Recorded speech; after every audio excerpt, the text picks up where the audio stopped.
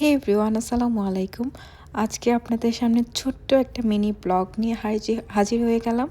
আশা করছি আজকের ব্লগটি আপনাদের ভালো লাগবে। এটা ছিল আমাদের থ্যাঙ্কসগিভিংয়ের ছোট্ট একটা ব্লগ।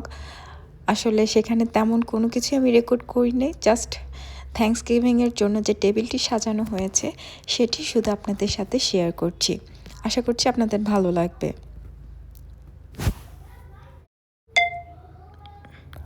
থ্যাঙ্কসগিভিংয়ের মেইন আকর্ষণ হচ্ছে টার্কি।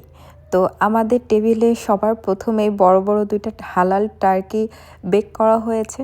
তার সাথে এখানে 3 ধরনের বিন দিয়ে একটা সালাদ, গ্রিন ক্যাসারোল, এখানে ক্যানবেরি দিয়ে একটা আইটেম, তার সাথে ছিল এখানে পাস্তা এবং 2 থেকে 3 ধরনের পাই, তার সাথে এখানে কর্ন অ্যান্ড ম্যাশ পটেটো, তার পাশে এই পাশে আছে বান।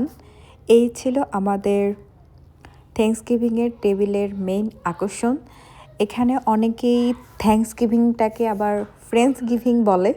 তো আমি আপনাদের সামনে যেটাই রিয়েল সেটাই বলছি, যে থ্যাঙ্কসগিভিংয়ের জন্য যে টেবিলটা সাজানো হয়েছে সেটাই আমি আপনাদের সাথে শেয়ার করছি।